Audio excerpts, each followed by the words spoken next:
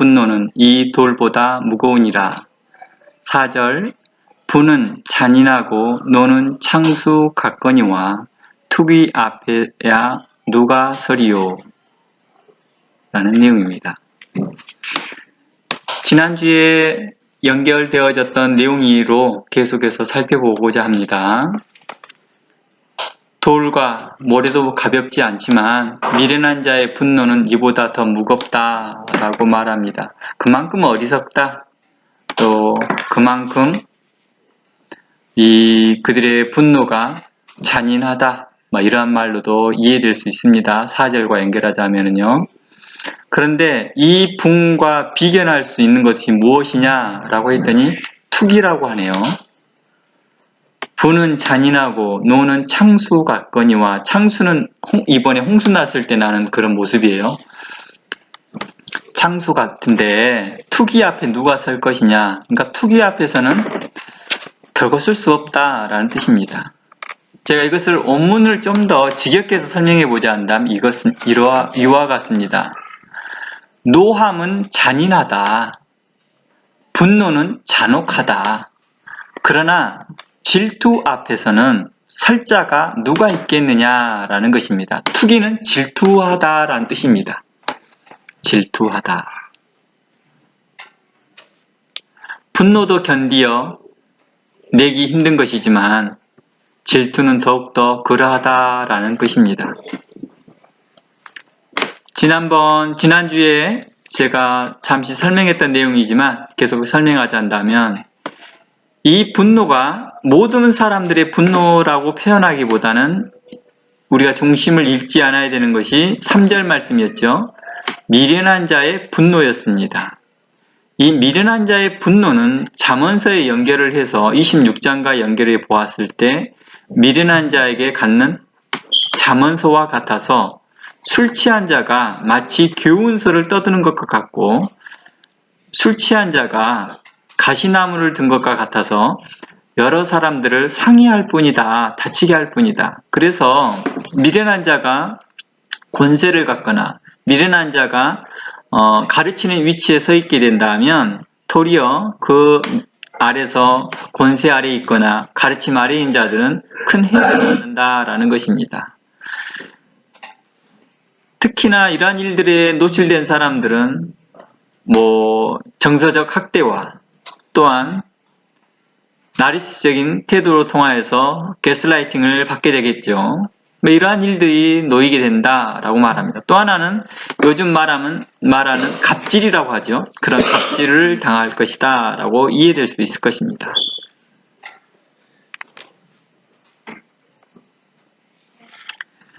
자, 그래서 지난번 우리가 살펴보았던 이 분노는 어떻게 보았습니까? 모든 분노에 대해서 말하는 것이 아니라 미련한 자의 분노라고 하는 설명을 다뤘습니다.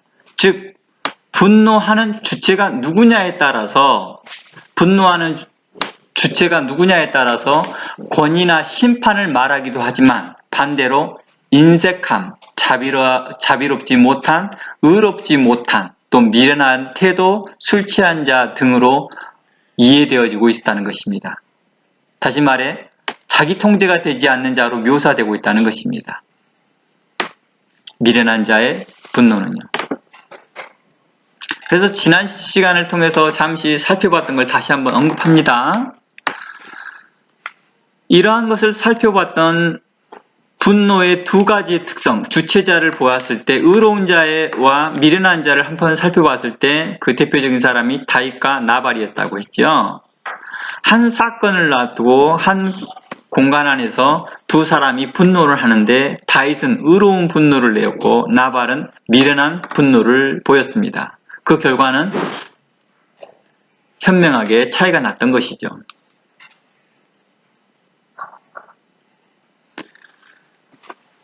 다윗의 분노는 권위가 있었고 나발의 분노는 어리석었고 배은망덕한 모습이었습니다. 나발의 분노는 은혜를 저버리고 현재만 보는 1차원적인 사람이었다 볼 수 있겠죠. 자신의 어리석음과 자기 자신을 너무 과대평가하는 거예요. 자기 자신을 과대평가한 나머지 그는 어리석은 분노를 다윗과 다윗의 사람들에게 나타냅니다. 자기 자신을 과대평가하는 사람들이 종종 이러거든요. 마치 그는 다윗의 권위 위에 있는 사람이라고 착각합니다. 잠시 다윗이 어려움에 처해 있고 사울에게 의해 도망다니고 있는 처지를 보고 당장 입장이 바뀌어 그를 비난합니다. 그리고 비방합니다. 더 나아가 그를 괄시하고 멸시하는 태도로 돌변해버립니다.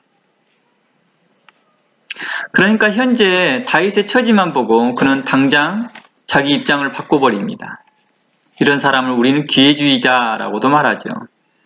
이러한 자들은 항상 겉으로 보면 의롭고 정의로운 것처럼 말을 꾸며서도 말을 또 잘합니다. 현재에서는요.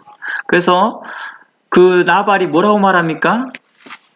그 다윗의 보냄을 받는 자에게 말하기는 근자에 하면서 나름 이야기를 합니다. 주인을 떠난 자가 있다다 하면서 나름 의로운 척 말을 합니다. 정의로운 말을 합니다. 그러나 실상 그는 가증한 자요, 교만한 자요, 어리석은 자라는 것을 우리는 볼 수 있었습니다. 그는 과거 다윗을 통해 받은 은혜를 모르는 자지요. 그는 과거에 다윗이 뭐 했습니까? 현재 그때까지도 그랬죠. 나발의 그 지역을 돌봐주었던 사람이었습니다. 그런데 그 은혜를 모르는 배은 망덕한 자였죠. 다윗을 통하여서 받았던 그 은혜를 전혀 모르는 거죠. 단지 이렇게 생각했을 것입니다.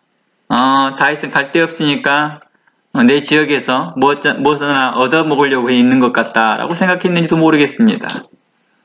그래서 그는 어리석은 자요, 미련한 자였다고 볼 수 있습니다. 그가 얼마나 미련한 자였는지 그는 현재만 볼 뿐 과거에 자기가 받았던 은혜를 전혀 기억하지 못합니다. 어리석은 자의 그 태도는요, 거의 대부분 그래요. 거의 은혜를 잃어버려요. 과거에 자기가 받았던 은혜나 사랑을 기억하지 못합니다. 현재 자신이 받았던 것만 생각합니다. 현재만 생각을 해요. 그리고 그 현재도 깊이 생각하지 않고 겉의 것만 쳐다보는 1차원적인 세계를 바라보고 있습니다. 그래서 그는 어떻습니까? 과거 하나님께서 다윗과 함께함으로 돌매로 골리앗을 무찔렀던 것을 기억하지 못합니다. 이 말은 무슨 뜻이에요? 하나님이 다윗과 함께하고 있다는 것입니다. 이 말은 곧 하나님의 사람이란 뜻이죠. 이후 다윗은 어땠습니까? 수많은 전쟁에서 하나님이 다윗과 함께하였습니다. 그래서 다윗은 승리하게 되었죠. 그러나 나발은 다윗을 통해 지금 평안과 안정을 누린 것에 대해서 뭐 하지 못합니까? 감사하지 못하고요. 뭐라고 생각한지 아세요? 보통 이런 신앙관을 가진 사람들은요, 신앙이 거만한 사람을 가진 사람들은요, 이렇게 말합니다. 모든 건 하나님의 뜻이라 그래. 하나님께서 그 사람을 통해서 역사하셨던 일에 대해서 감사하지 않습니다. 그냥 이렇게 말합니다. 하나님의 뜻이라 그래.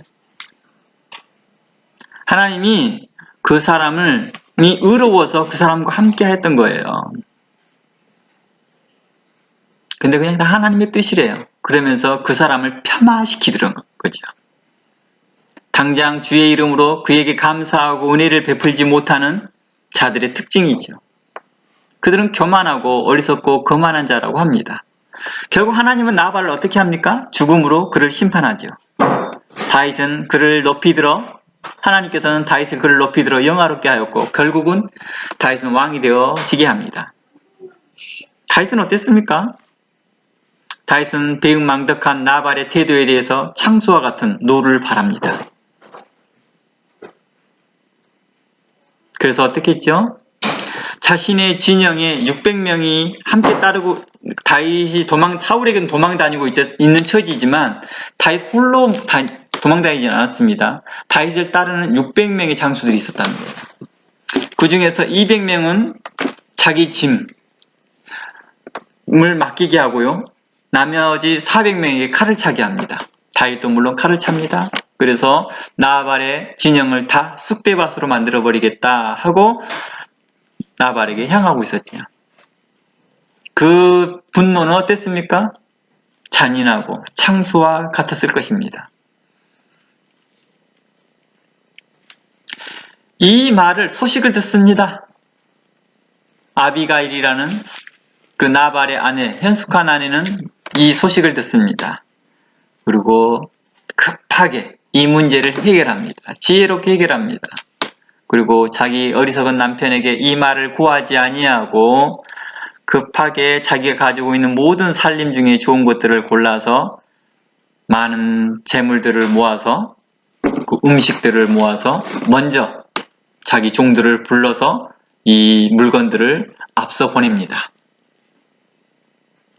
다윗의 마음을 누그러뜨리고자 하는 것이었죠. 먼저 가서 자신이 먼저 앞서서 다윗이여 용서해 주소서 내가 이렇게 좋은 선물을 가져왔나이다 이렇게 말하지 않았습니다. 먼저 좋은 것을 먹였다는 것입니다. 좋은 것을 선물했다는 것입니다. 이 모습이 어디서 생각나지 않습니까? 어떤 사람하고 비슷해요? 야곱. 그렇죠. 야곱이 예서를 만날 때 그렇게 하잖아요. 야곱이 예서를 만날 때 나중에 바단 아람이 다시 돌아오면서 그러잖아요. 예서를 만날 때 먼저 많은 양과 양축들을 예서에게 먼저 보냅니다. 그리고 예서의 마음을 삽니다. 그리고 예서에게 말합니다. 형님 너무 오래간만입니다. 내가 형님을 보니 마치 하나님을 뵙는 것 같습니다. 라고 말하면서 참 그에게 긍휼을 자비를 뭐합니까? 구합니다. 그는 거만하지 않았고요. 그는 자만하지 않았습니다. 다 하나님의 뜻이에요. 그렇게 된 거 다 하나님의 뜻이야. 이렇게 말하지 않고요. 제가 하나님 얼굴을 뵈는 것 같습니다. 자기를 낮춥니다. 아비가일도 또한 그렇습니다. 다윗에게 먼저 좋은 물건들을 먼저 보냅니다. 그래서 오늘날에도 그래요. 관계에 어려움이 있거나 그럴 때 먼저 먹을 것, 좋은 것을 먹이고 관계 회복해 나가는 거죠. 비즈니스에도 이런 일들이 굉장히 많이 사용되고 있다는 것입니다. 그리고 그 마음을 삽니다. 아비가일은 지혜롭게 행동합니다. 그리고 이렇게 말합니다. 다윗에게 다윗이여 나로 당신의 귓가에 말을 하게 하옵소서. 가까이 가서 말을 하게 하라는 것입니다. 다윗은 아비가일의 현숙한 태도를 보고 그 분노를 사그립습니다.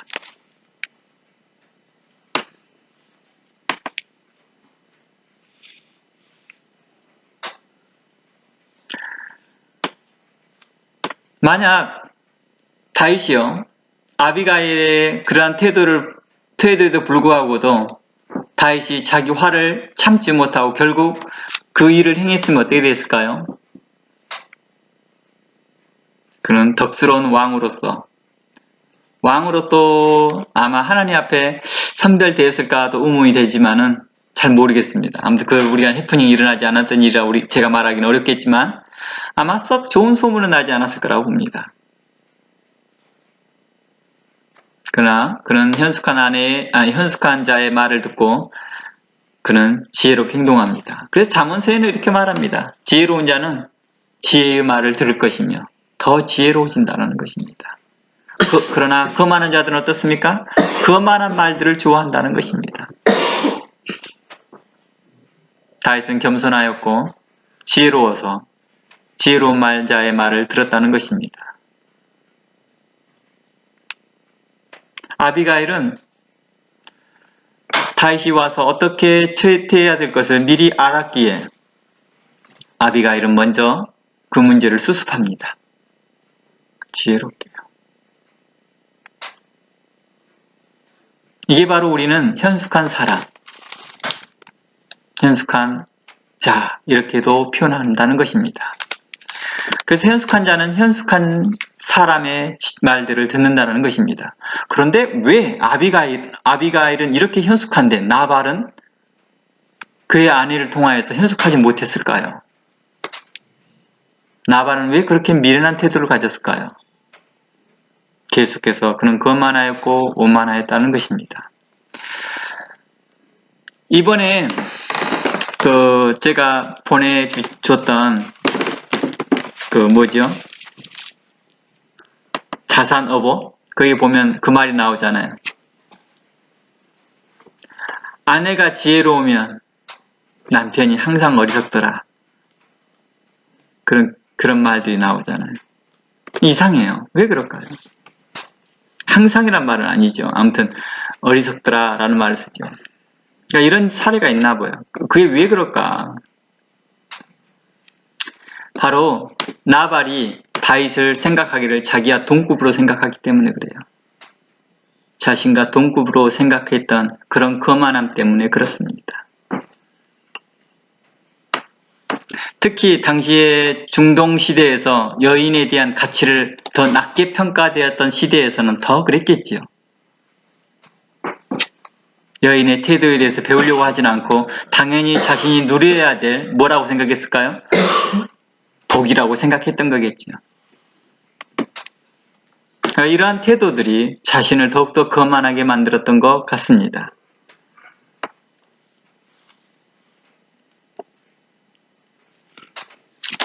아비가일의 그러한 현숙한 조언을 통하여서 다윗은 자신의 분을 참았습니다. 그리고 나발에게 받았던 수욕과 치욕을 참았습니다. 그리고 돌아가 하나님의 판단에 맡겼습니다. 이에 대한 적절한 성경 본문을 한번 제가 읽어드릴게요. 잠언 12장 16절입니다. 잠언 12장 16절에 이렇게 말합니다. 미련한 자는 분노를 당장 나타내거니와 미련한 자는 분노를 당장 나타내거니와 슬기로운 자는 수욕을 참느니라 라는 말씀이 있습니다.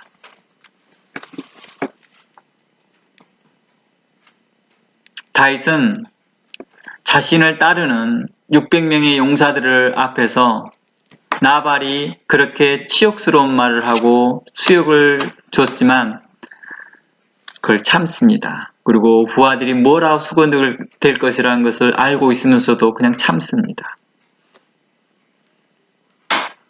지혜로운 자의 말을 듣고 그는 절제하였습니다. 절제할 줄 모르는 지도자는요, 어리석은 자 같고 미련한 자와 똑같습니다. 자신이 받는 수욕과 치욕에 대한 감정을 충동적으로 표출시키는 사람들, 그런 사람들은 어리석은 사람들입니다. 이런 일들은 남성이나 여성이나 다 똑같더라고요. 자기의 감정을 충동적으로 표출하는 것들, 이런 사람들을 우리는 어리석은 자라고 말하는 거죠. 지혜자를 말을 듣지를 잘 못합니다. 충동적인 사람들은요. 현숙한 조언을 듣지를 못합니다. 그러나 지혜로운 사람들은, 그리고 겸허한 사람들은, 겸손한 사람들은 지혜자의 말을 듣고 현숙한 조언을 듣는다는 것입니다. 그러하여 그런 사람들은 더욱더 겸손해지고 더욱더 하나님 앞에서 칭찬을 듣게 되며 하나님 앞에 더 영화로운 자로서 살아가게 될 거라는 것입니다. 그 예가 바로 다윗이었겠죠. 다윗은 하나님께서 그를 높이 들었으며 그를 영화롭게 하였다는 것입니다. 이제 다시 잠언 27장 3, 4절을 다시 살펴보겠습니다.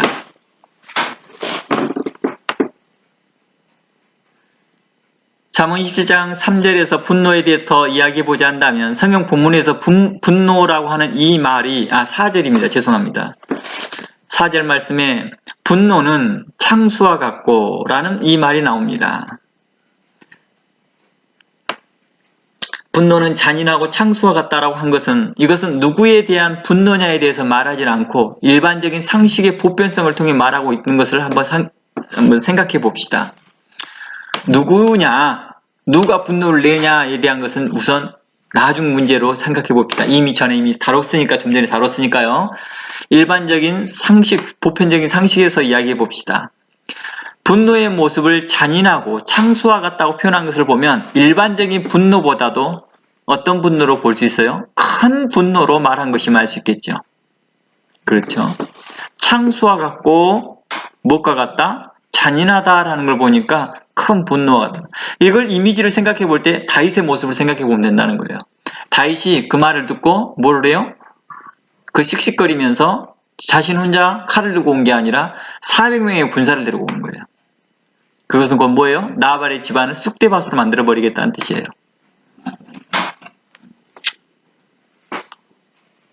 바로 이러한 것들을 생각해 보면 좋습니다. 단순하게 화를 내고 있는 그런 모습의 이상을 이야기하고 있는 거예요. 이에 대한 적절한 성경 예문을 제가 다니엘 3장을 통해서 한번 여러분들에게 나눠보려고 합니다. 여기서 다니엘의 세 친구에 대한 느부갓네살 왕에 대한 분노이거든요. 그 분노를 한번 참고해 보려고 합니다.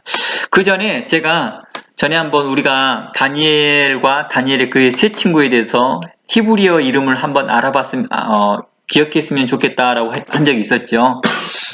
모두 다 기억하고 있는지 모르겠지만 다시 한번 상기해 주기 위해서 제가 한번 읽어드릴게요.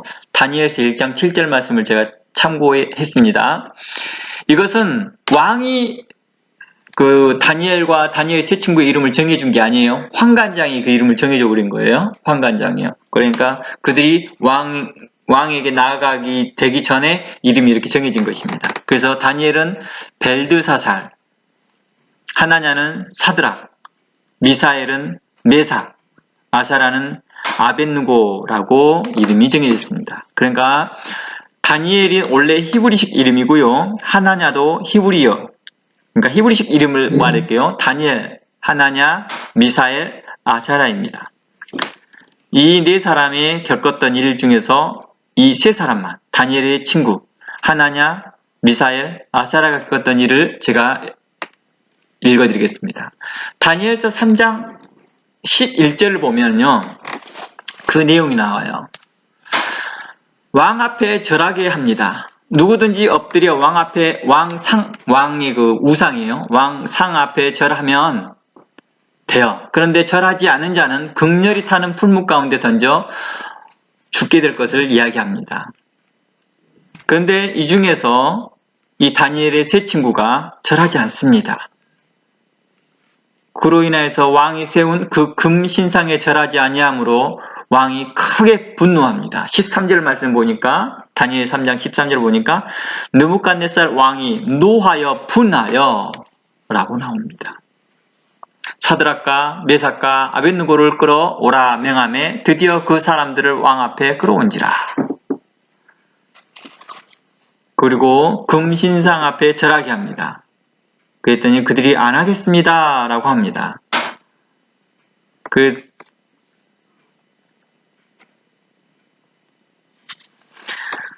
그러면서 계속해서 왕은 그들을 설득시킵니다. 좋은 사람들이니까 이 사람들을 구조하고 싶은 거예요. 그런데 계속 그 세 친구들은 하나님을 의지하면서 하나님께서만 이 일을 하실 것입니다 라고 말합니다. 하나님이 우리를 극렬히 타는 풀무 가운데 능히 건지실 것입니다. 왕의 손에도 건질 것입니다 라고 말합니다. 그러면서 18절 우리가 그렇게 잘 아는 내용이죠. 그리 아니하실지라도 하나님께서 우리를 극렬히 타는 풀무에 건질 것이며 능히 하나님께서 왕의 손에서도 건질 것입니다. 혹 그리 아니하실지라도 왕이여 우리가 왕의 신들을 섬기지 아니하겠습니다. 또 왕이 세우신 그 금신상에도 절하지 않겠습니다 라고 말합니다. 이에 대해서 느부갓네살이 화가 잔뜩 납니다. 그래서 평일보다 그 화가 어느 정도 났느냐라고 표현할 때 19절에 이렇게 나왔네요. 얼굴빛이 변하였다라고 표현하면서 그 얼굴빛이 어느 정도 변하였느냐 그리고 그 정도의 분노의 표현이죠. 분노가 어느 정도 나왔느냐 했더니 풀무를 평소보다 그러니까 뜨거운 불이죠. 극렬히 타는 풀무를 평소보다 7배나 뜨겁게 하라고 합니다. 그래서 이러한 표현들이 마치 그 분노가 창수와 같고 잔인하다라고 표현할 수 있었겠죠. 잔인이라는 말이 뭐예요? 이 자비가 없다는 뜻이죠. 자비가 없다. 잔인하다라는 건 자비가 없다는 뜻이죠. 이러한 상황까지 오게 됩니다. 그 사람을 던지라고 했습니다. 그러나 결국에는 하나님께서는 그들을 구원합니다. 그리고 왕은 그들에게 절하며 이제부터 이들이 섬기는 하나님을 섬기라 라고 말합니다.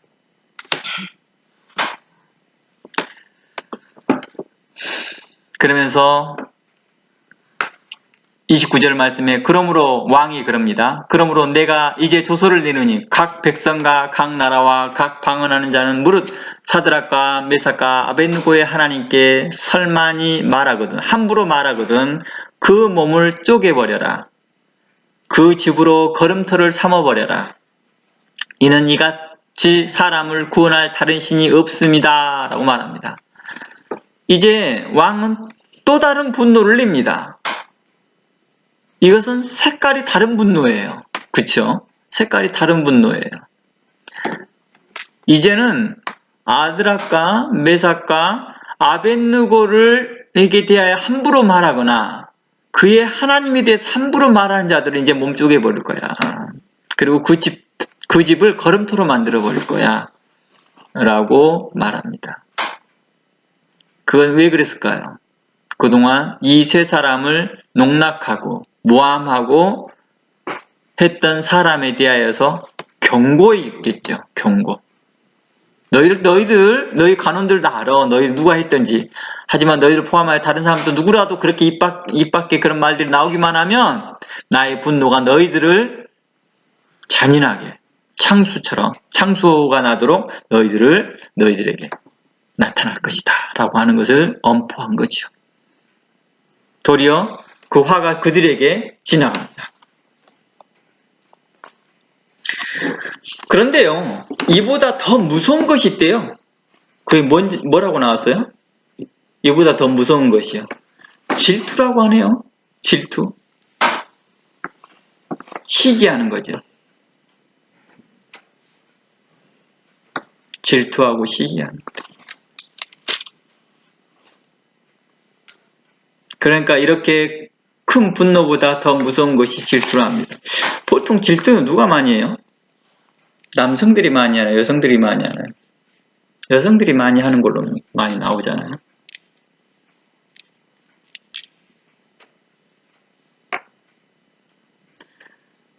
일반적으로 그렇게 말을 해요. 우리가 일반적으로 말을 해요. 질투라는 단어를 사용할 때 우리가 어떤 때 많이 사용합니까? 다른 사람들이 가지고 있는 것에 대해서 우리가 부러워할 때 그런 거죠. 이것을 이웃의 것을 탐내는 거예요. 똑같은 거죠. 그래서 이것들을 죄라고 말을 해요. 그래서 성령의 열매에서도 육체의 열매에서도 이 질투가 나오죠. 그래서 성경에서 질투함으로 하나님께 심판받는 사례가 몇 가지가 있지만 우리가 여기에서 제가 이번 사례는 극단적인 사례를 들어보았습니다. 남성도 아니고 여성도 아닌 이렇게 말하니까 좀 이상하네요. 일반 개인적인 사례가 아닌 독특한 사례를 들어보았습니다.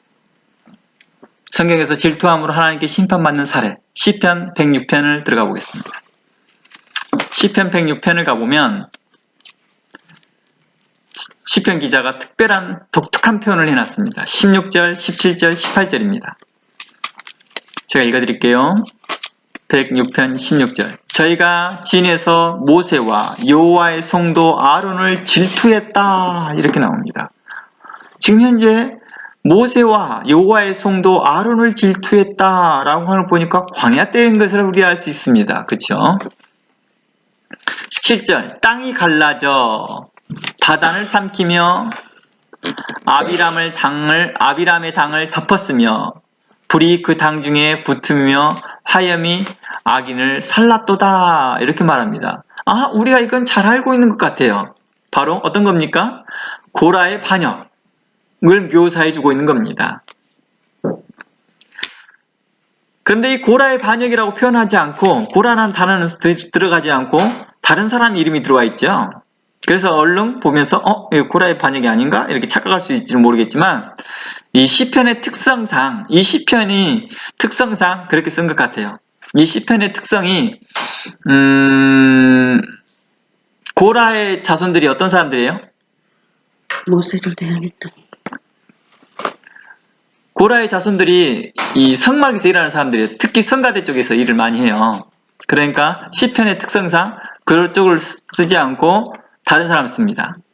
그런데요, 성경의 그 독특함이 또 뭐가 있냐면 여기에서 하나의 또 증거가 나타나는 게 이것은 그 없는 사실을 써놨을까? 그러진 않았겠죠. 있는 사실이에요. 고라의 당이라고 쓰지 않고 아비람의 당이라고 썼어요. 아비람의 당. 이게 왜 그러냐면 이런 표현들 썼냐면 성경에 보면은요,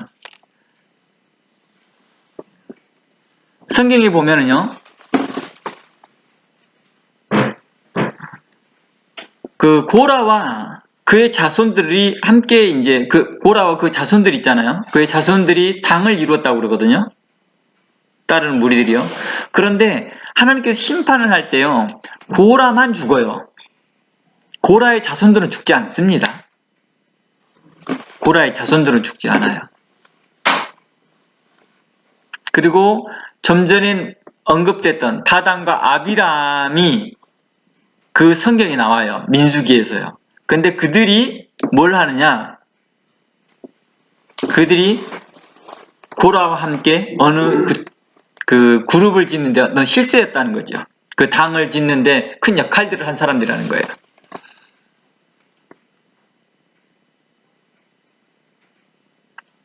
그래서 모세를 대항하였던 그 그룹의 큰 그룹이 고라를 중심으로 다단, 아비람이 있었다는 걸 우리는 알 수 있다는 것입니다. 근데 여기에서 뭐라고 말을 합니까? 뭘 그들이 질투했다고 말합니까? 그 질투했던 내용이 보면 이런 내용이에요. 그들이 이제 민수기를 쳐보면 이렇게 말합니다. 그들이요,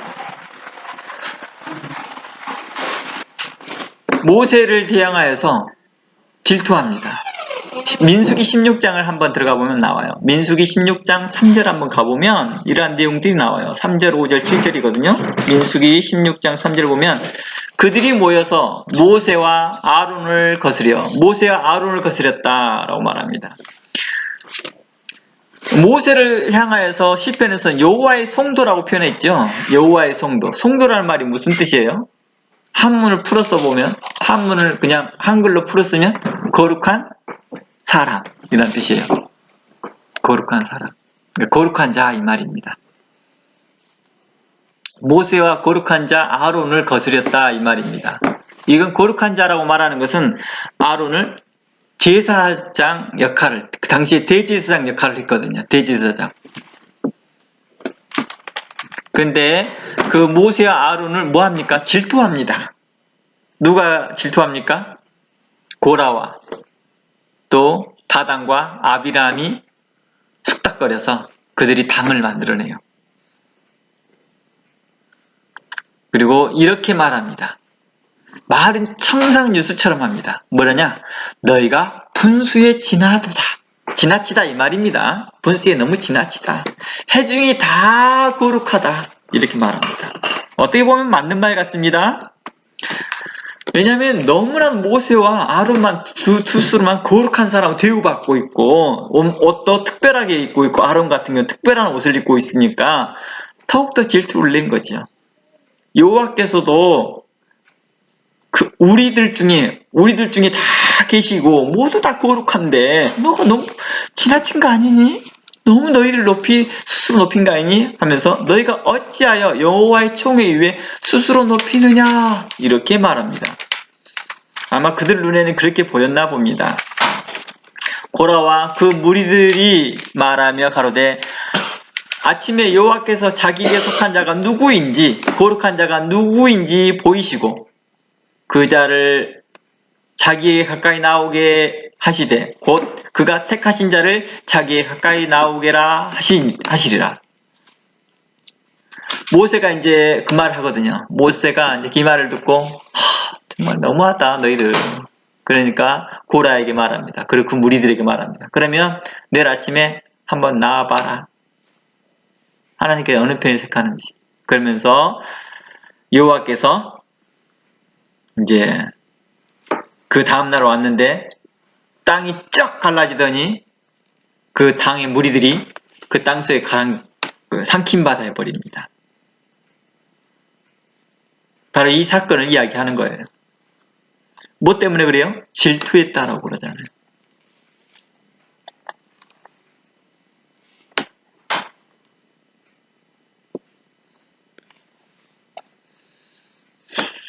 놀랍죠? 우리가 거룩한 위치를 사모하는 것도 좋지만 우리가 이 거룩한 위치를 인정하지 않는 것도 자기가 그것을 취하고 싶어하는 질투하는 마음이라고 표현했던 거죠. 마치 고라와 다단과 아비람 그 일당들은 마치 모든 백성이 거룩하다. 회중이 다 거룩한데 너희들이 으뜸되려고 한다. 요즘 인터넷상에서 아주 이런 말들이 떠들고 있거든요. 인터넷상에서. 목회자를 인정하지 않으려고 하거든요. 목사들을 인정하지 않고 싶어 하거든요. 이런 말들이 떠들어다녀요. 영적 권위를 존중하지 않으려고 합니다. 우리는 그리스도 안에서 모두 다 형제다. 그래서 성경도 이상한 데를 인용합니다. 선생이 없다. 너희 다 선생되지 말라. 너희는 한 사람이다. 근데 다른 데는 적용하지 않나 봐요. 아무튼 그들을 이야기하자면 한도 끝도 없지만 이러한 영적 권위를 인정하지 않는 자들, 하나님께서 세운 자들을 존중하지 않는 자들, 이런 자들을 말할 때 너희들이 질투한 거야. 너희 속 안에 질투심 때문에 그래. 너희들 속 안에 감추어진 그 질투심 때문에 그런 거야. 라고 말하고 있는 거예요. 아마 나단도 아비가일을 현숙함을 따르지 않는 것도 나단이 아비가일이가 가지고 있는 그 현숙함을 질투했는지도 모르겠습니다.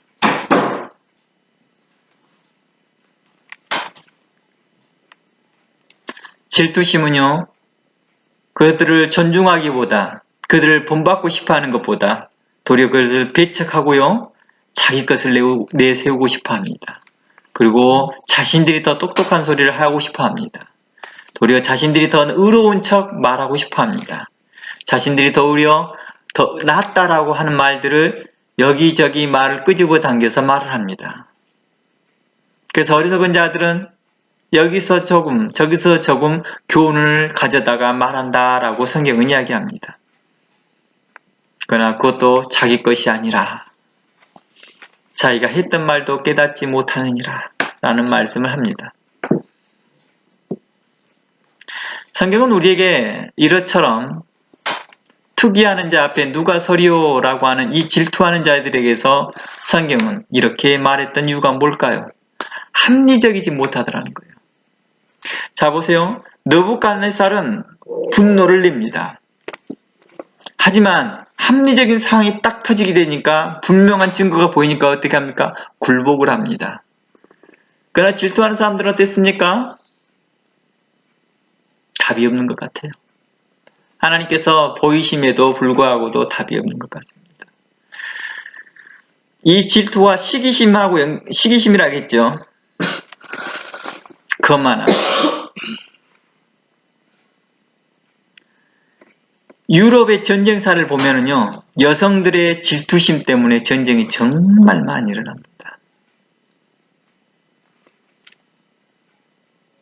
남성들은 그 여성의 그 질투심에 못 이겨서요, 그것을 들어줘야 되는 상황에 몰리게 되어지면서 전쟁을 일으킨 경우가 참 많아요.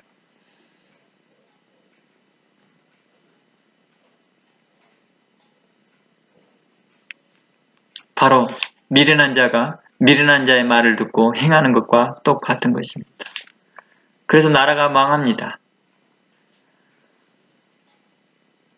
성경에서 그 대표적인 사람 한 사람 혹시 비슷한 사례가 있는 것 생각나는 사람 있습니까?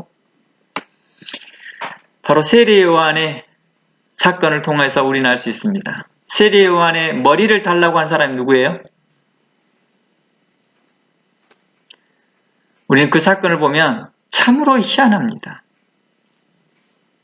헤롯은 그 요청에 안절부절합니다. 실제로 그 요청을 누가 합니까? 딸은 말을 하지만 그 딸은 누구의 지시를 받습니까? 이세벨, 그 아내의 말을 듣습니다. 그러니까 결국에는 헤롯의 아내의 그 질투심과 시기심이 결국은 어리석음의 길을 걸어가게 합니다.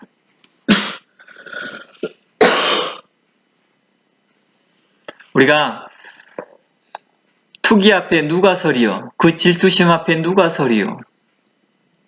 라고 했던 것은 그만큼 이 일이 얼마나 심각한가를 우리에게 말해 주었던 것 같습니다. 이것이 곧 이 분노보다 더 큰 전쟁을 일으켰기 때문이죠. 그리고 이 전쟁, 이 분노보다 더 큰 살상과 잔인함과 더 큰 홍수와 같은 창수가 일어났기 때문이죠. 그리고 황무지를 만들어버리고 황폐화시켜버렸기 때문입니다. 그래서 성경에서는 자주 이 시기와 질투를 자주 언급하면서 성경 여러 곳에서 언급합니다. 이것이 하나님 앞에 합당하지 못하며 육체의 열매다 라고도 말씀하였습니다. 이것은 우리가 현재 감사하지 못하면서 오는 것이고 현재 하나님 앞에 대해서 내가 더 가지려고 하는 욕심 때문인 것이며 내가 현재 가지고 있는 게 감사치 못하는 의롭지 못하는 마음에서 오는 것입니다. 인정하지 못하는 마음입니다. 이것은 남성에게나 여성에게나 다 나타난다는 것을 볼 수 있었습니다. 특히 명예나 권력이나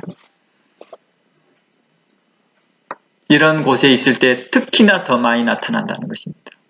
남자들 세계에서도 이런 투기와 질투들이 어마어마하여서 자신의 권력 투쟁을 끊임없이 하고 이 권력 투쟁과 이 시기심으로 전쟁을 일으켰던 유럽 역사들이나 한국의 그 전쟁 역사들을 보면 이 투기의 역사들이 남성과 여성을 막론하고 어마어마했다는 것을 우리는 볼 수 있습니다.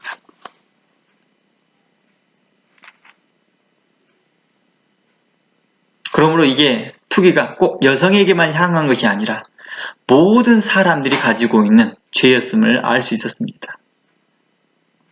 그러니 하나님 앞에 현재 주어진 것에 감사하며 본분에 충실하며 하나님 앞에서 의롭고 지혜롭고 성실하게 살아가기를 원합니다. 하나님께서는 이 잠언서를 통하여서 우리에게 하나님 앞에 의롭고 선하고 정직하게 하나님 앞에 어떻게 행할 것들을 우리에게 가르치는 것 같습니다. 그러니 그리스도 예수 안에서 감사함으로 하나님 말씀을 받고 그리스도 안에서 구속을 받는 자로서 성도로서 합당히 행할 것들을 기쁨으로 받으면서 살아갔으면 좋겠습니다. 다 함께 기도하고 마무리하겠습니다. 하나님 감사합니다. 절제치 못하는 이 세대를 향하여서 주께서는 우리에게 절제하라